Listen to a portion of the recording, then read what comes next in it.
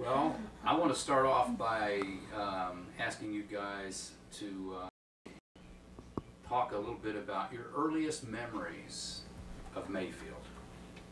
Because you were both born here, right?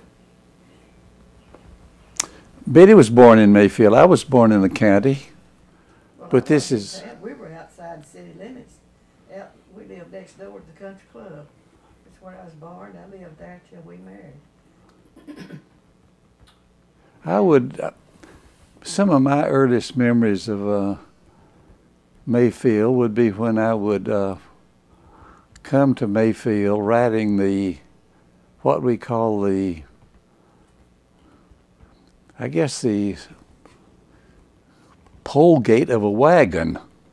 It extended back beyond the length of the bed, and it was kind of flexible, and it's kind of a nice ride.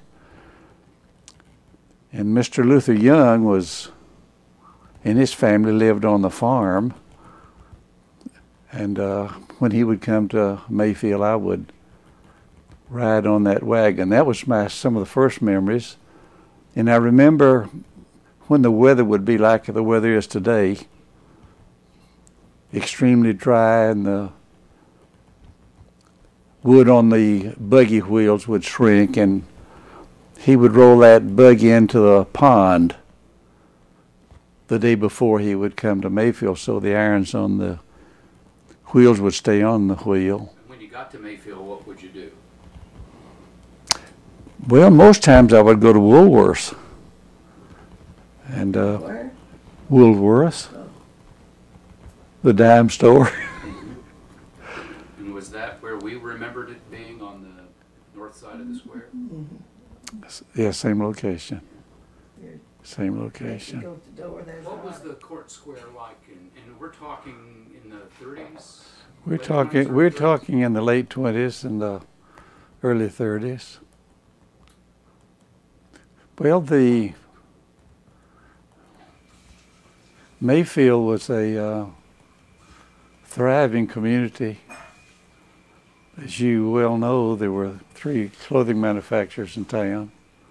The first clothing manufacturer was the Mayfield Woolen Mills, later called Curley Clothing Company. They employed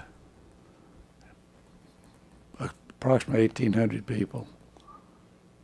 When it first started, I think the Wright family bought wool from local sheep growers, and they would process the wool and make the materials. But later on, as the company grew, well, they employed 800 people in Merritt Clothing Company. There's a new mural on the wall of the Merritt Clothing that Betty said it was established in 1889, was it, Betty? You recall the date? And I know that it closed in 1880. And there was the Andover Clothing Company on North 8th Street between 7th and 8th Street. Employed 200 or more. Merritt 1,500 or 1,600. So you can imagine at noonday and after the whistle blew at 5 o'clock, all those people coming out of those factories and going to the stores that lined the four sides of the court square. It was just a beehive. It was a... Maybe the 12 o'clock whistle when they went up to that store on the corner there, and they had people went up there and ate lunch at the counter. Oh yeah, it was a... Newberry's. Yeah, that... Before we had... and Betty remembers well the theater that was on the west side of the court square called the Dixie. And they were not talking pictures then. You read the script on the screen. Betty, remember any of those people that starred in those movies in those days? They're silent movies. And if you couldn't read, you didn't know what was going on. printed underneath it. And where was that located? It's on the west side of the square, along where, you remember where Irene's store used to be and Lindsay's jewelry store? It's right along in there. More recently, where Rondo's It's called the Dixie Theater. restaurant was. And it couldn't have been very large. Oh, no. And there was an old boy in Mayfield that was mentally deranged, would come to that movie, and I remember seeing one when it showed a man coming up with a tent with a knife he's going to stab. And this old boy hollered, "Hey, look out!" I remember on the east side of the store there was a company called Knocklin's. And Mr. Oscar Knocklin and Dad were friends. In the dry year of 1930, after the stock market collapsed, Mr. Oscar Knocklin said to Dad one day, "Coy, the picnic is over." And it was over for a lot of people. Yeah, I know. And the law office at the corner of 7th and Broadway, Robbins and Robbins. The Robbins have been practicing law here for over 100 years. We'll talk about some of the sort of the giants of the business and professional world in the era that you were growing up and maybe into your young adulthood. You know, when Mayfield, maybe after the Depression, when it was recovering and finding its prosperity again. Who were the giants in business? Mark, as we mentioned earlier, the clothing industry was prime industry here. And I think a gentleman by the name of Brissentine was the founder of the Merit Clothing, and we mentioned moments earlier that the Wrights were founders of the Mayfield Wooling Mills and later the Curly Clothing Company. But Mr. Willie Foster became president after Mr. Brissentine. Willie Foster wasn't ever with Curly, honey. He was with the Merit.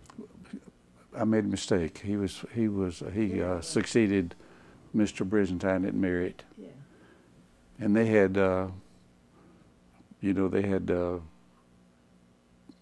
clothing reps in every state in the union. I would say that Mr. Foster was a giant. I recall early 50s after the World War II that the War Memorial Stadium was built. And Mr. Foster headed the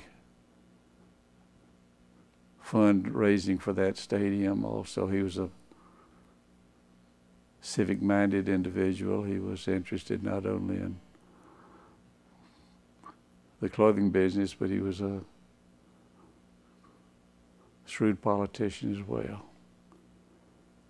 He contributed a lot to the city, and Mr. Phil Laughlin, president of the Curly Clothing Company, and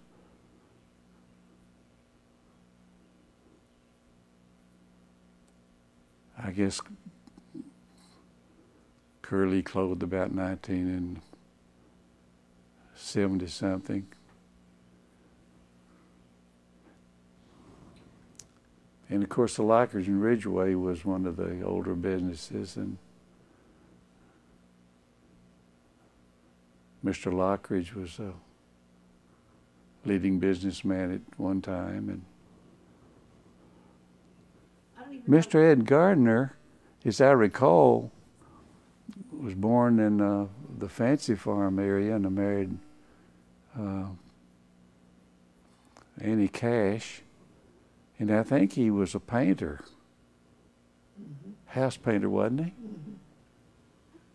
But Mr. Ed Gardner was a president of the First National Bank and also the Exchange Bank, which is now known as First Kentucky.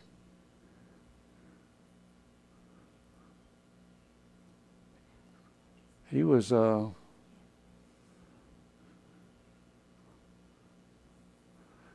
he contributed greatly to the growth of Mayfield in Grace County.